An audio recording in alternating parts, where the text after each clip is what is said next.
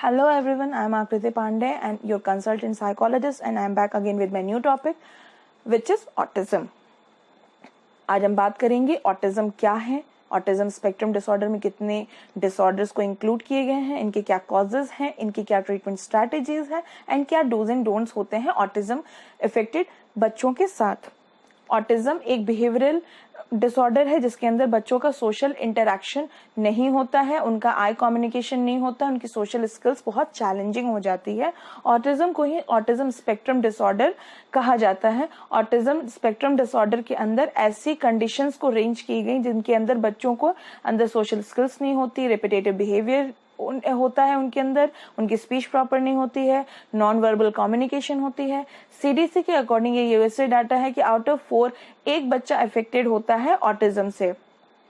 2013 में American psychiatric association ने इसके अंदर 4 डिसऑर्डर्स को इमर्ज किया या इंस्टिंक्ट किया जिसको ऑटिज्म स्पेक्ट्रम डिसऑर्डर कहा गया।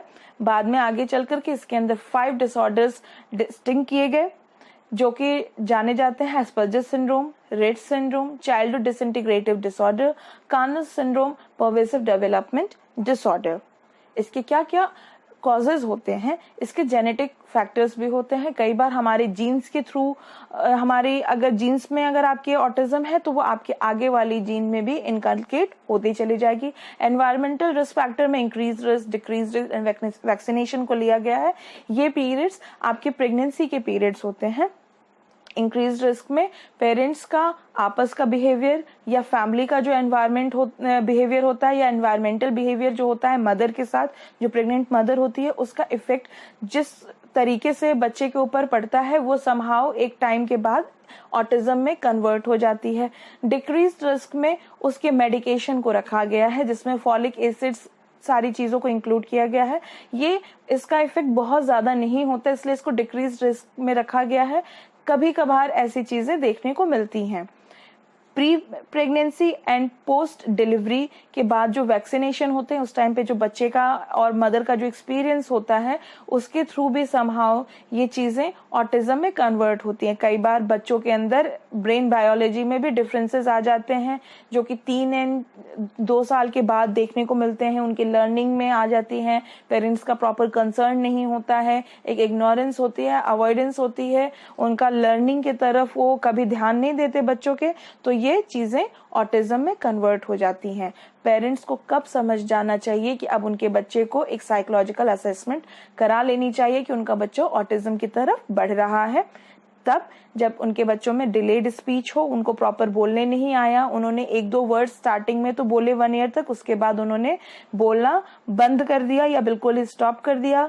दूसरा, या तो उनकी आई कांटेक्ट बिल्कुल कम है या बिल्कुल नहीं है, उनकी कन्वर्सेशन होल्ड करने में बहुत प्रॉब्लम होती है, वो प्रॉपर एक कन्वर्सेशन या प्रॉपर सेंटेंस नहीं बोल पाते, उनकी मोटर स्किल जब पुअर हो जाती है, सेंसरी सेंसिटिवनेस उनके अंदर नहीं होती है, उनको अगर चिंगोटी काटो या मारो या कुछ भी करो उन्हें पता नहीं चलता है कि उनके साथ क्या हो रहा है, वो अपने ही काम में या अपने धुन में रमे रहते हैं। उनके रिपीटेटिव रूटीन या मैनरिज्म्स होते हैं। वो कई बार इंडियन कॉन्टेक्स्ट में अगर मैं बात करूं तो ऐसे बच्चों के अंदर क्या होता है, वो टॉयज को या तो हॉरिजॉन्टली या वर्टिकली अरेंज करते हैं, या तो एक के ऊपर एक या तो एक के बाद एक बिल्कुल एक ही लाइन में अरेंज करते हैं। ये इनके अंदर ज्यादा देखी जाती हैं। इसकी क्या ट्रीटमेंट प्लान है? इसको साइकोट्रोपिक ड्रग्स के थ्रू ट्रीट किया जा सकता है। इसके अंदर behaviour therapy, speech therapy and sensory input या सेंसरी इंटीग्रेशन दी जाती है जो कि साइकोलॉजिस्ट एंड साइकोथेरेपिस्ट और साइकियाट्रिस्ट की ही मदद से की जा सकती है और ये इसका ओनली सॉल्यूशन है जिसके थ्रू इसकी ट्रीटमेंट हो सकती है। इसके डूज एंड डोंट्स क्या होते हैं? जब आपको ऐसे सिम्टम्स देखने को मिलने लगे आपके बच्चे में तो आप तुरंत साइकोलॉजिकल असेसमेंट उसकी कराएं, उसको behaviour therapist and speech therapist के पास लेकर के जाएं ताकि उसका बिहेवियर एंड स्पीच में करेक्शन की जा सके। अपने ऑटिस्टिक बच्चे के साथ कभी भी हार्श या रूड बिहेव ना करें।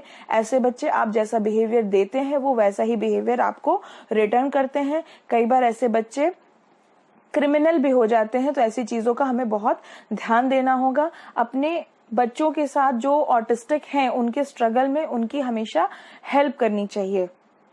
ऐसे बच्चे बहुत ही क्रिएटिव होते हैं, इनका हाई लेवल इमेजिनेशन होता है, इनके अंदर बहुत सारी क्वालिटीज होती हैं, पढ़ाई में समहाउ इनका दिमाग नहीं लगता है, कई अभी ये कहा नहीं जा सकता है, ये कहीं से भी ऑथेंटिक नहीं है, बट अभी तक एज पर जो स्टडीज जो थेरेपिस्ट के थ्रू जो देखी गई है उसमें यही पाया गया है कि ये बच्चे बहुत क्रिएटिव होते हैं, हाई लेवल इनका इमेजिनेशन होता है, ये मॉडलिंग, रैंप वॉक ऐसी चीजों में बहुत ज्यादा इंटरेक्ट होते हैं, इनका भी एक ब्राइट करियर होता है। तो पेरेंट्स को ऐसा बिल्कुल नहीं सोचना चाहिए कि उनके बच्चे जो हैं वो वर्थलेस हैं और वो कहीं पर भी उनका कोई भी अच्छा करियर या बेटरमेंट उनका नहीं हो सकता है, ऐसा बिल्कुल भी नहीं है। ये बच्चे बिल्कुल ही स्पेशल होते हैं और इनके अंदर special kind of knowledge and talent पाए जाते हैं।